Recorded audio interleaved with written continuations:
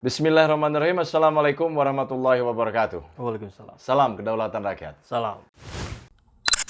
Sahabat, ini ada video yang beredar dan viral ya dari seorang ustadz, tepatnya Ustadz Yusuf Mansur.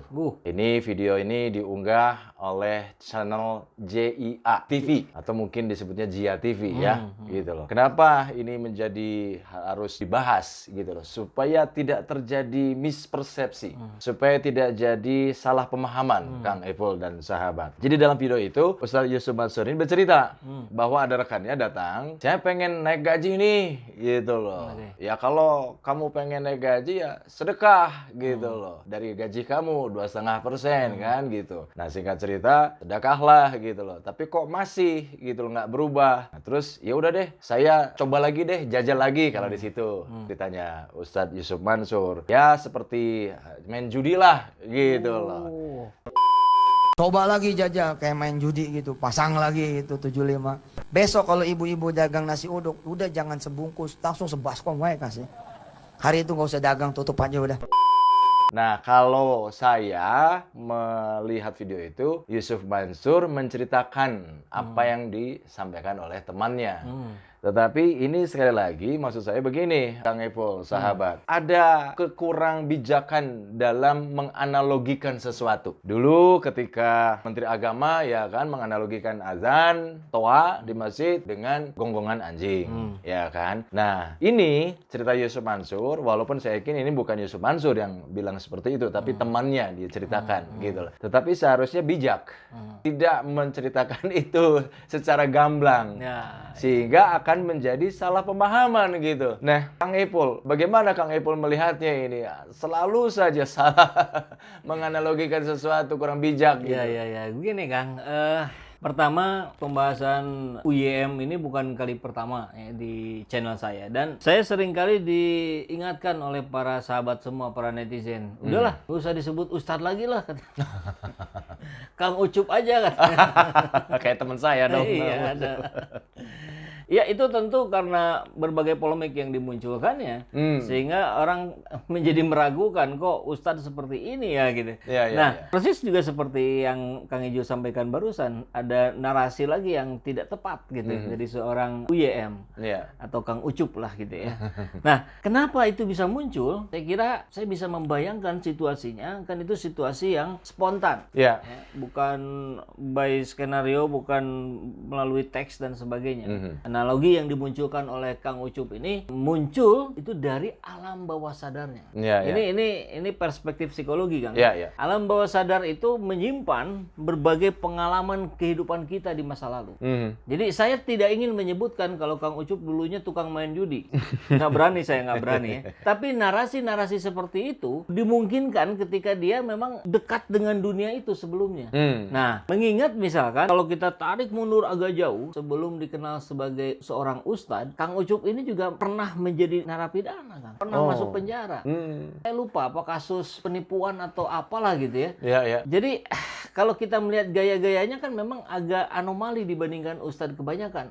Ceplos-ceplos, kemudian berani sekali, apalagi terutama terkait dengan ketika meminta, bahasanya bukan meminta kali ya, membuka donasi lah gitu ya, membuka sumbangan untuk para jamaahnya. Kan banyak juga itu panitia yang ngeluh lah gitu ya. Ini memang UYM nggak mau dibayar kalau ceramah, tapi semua infak dari jamaah 100% diambil gitu. Jadi kita nggak kebagian nih buat bayar tenda, buat bayar apa gitu.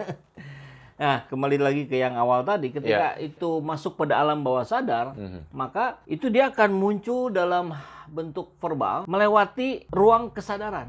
Jadi ruang sadarnya tidak ada dari alam bawah sadar, di bawah sadar langsung muncul. Nah, itu sering kali terucap pada saat-saat yang situasinya spontan seperti tadi.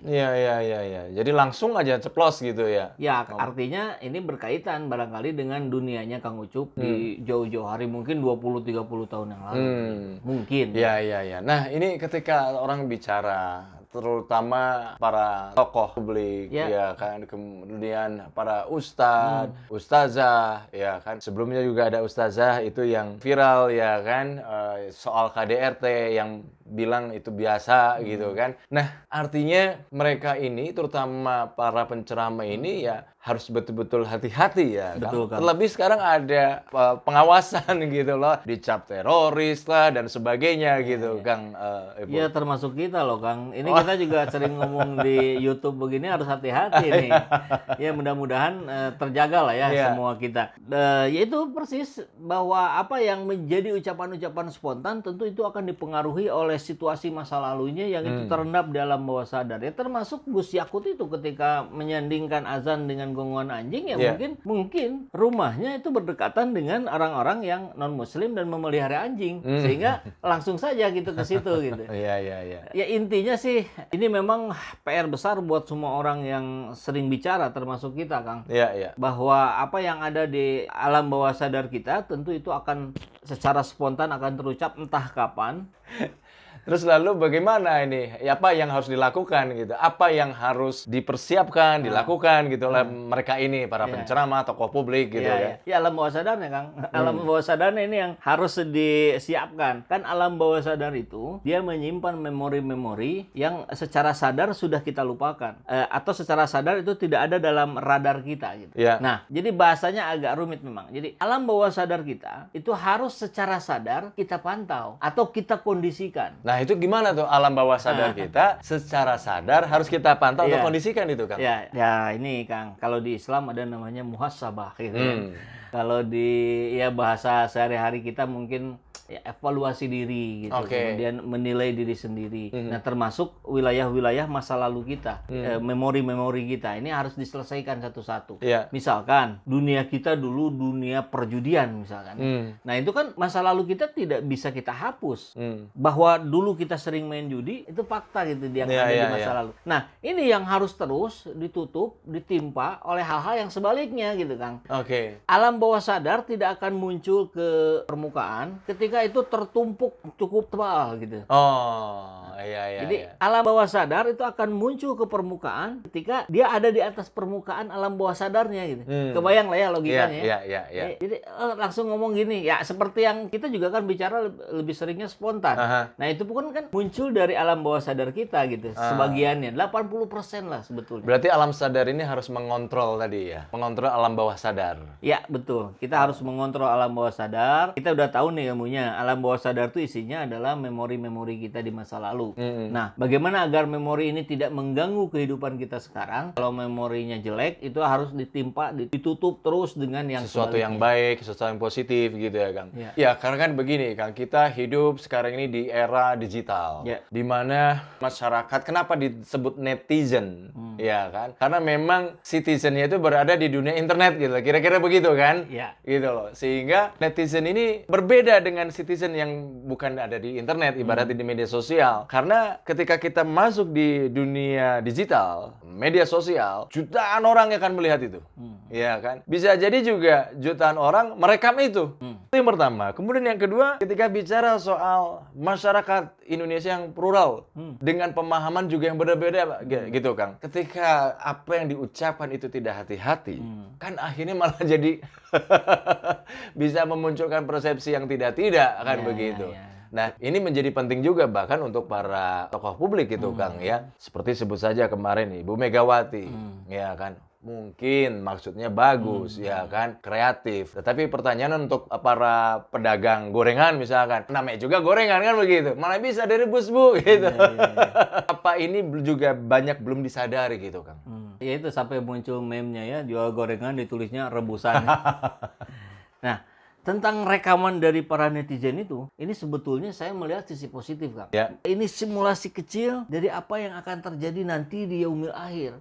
Itu kan CCTV yang super canggih, paling canggih se-akhirat karena adanya di akhirat.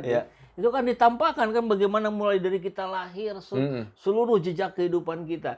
Nah, hari ini dunia teknologi internet mulai, walaupun masih sangat jauh, mulai mendekati gitu. Jejak-jejak digital kita di masa lalu, kita pernah ngomong apa dan segala macam itu dengan mudah muncul gitu. Apalagi tokoh gitu ya, sangat mudah gitu. Nah, itu positifnya hikmah buat kita tentu ke depan ya, karena ke belakang kan sudah lewat. Yeah. Ke depan kita harus jauh lebih berhati-hati. Nah, dalam berbicara, dalam mengumumkan statement ataupun dalam menyikapi apapun yang terjadi. Tapi yang menarik begini juga, Kang. Yang kedua hikmahnya adalah ini juga menjadi sebuah pelajaran penting buat kita. Kalau Kang Ijul punya akun Facebook, punya ya? Iya, dulu. Nah, kalau masih dibuka tuh coba dibuka aja misalkan postingan yang 10 tahun yang lalu.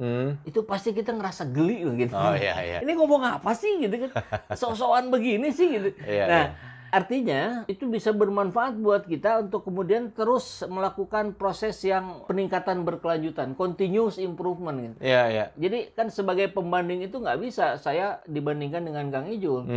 Membandingkan dengan orang lain itu tidak apple to apple. Yang apple to apple adalah membandingkan saya hari ini dengan saya 10 tahun yang lalu atau setahun yang lalu. Untuk hari perbaikan. ini harus lebih baik gitu. Nah, begitu pula yang terjadi dengan para tokoh publik kita hari ini. Sebelum dia memberikan statement tuh dia harusnya mengingat gitu. Secara besarannya lah gitu. Statement apa saja yang pernah saya sampaikan gitu kan, terkait sembako, terkait ini misalkan Bu Mega gitu. Di 3 tahun yang lalu, di 5 tahun yang lalu, di 10 tahun yang lalu. Loh, 10 tahun yang lalu malah saya yang marah-marah ya. Sembako naik gitu. Kok sekarang malah ya ngebela gitu kan. Nah, itu kan bisa ada rem dari diri sendiri ketika itu kita kan kalau sadar, Kang. ya. Tapi kan pada kenyataannya walaupun tidak semua, Kang, ya masih aja terus ngeluarin statement yang nggak bijak gitu. Makanya kalau orang bijak itu biasanya dia bicaranya juga tidak apa, kalau orang Sunda itu nereleng gitu. Jadi dia berhati-hati. Ya. Tokoh yang mungkin patut kita tiru itu Pak Murdiono, Kang, zaman Pak Harto. Jadi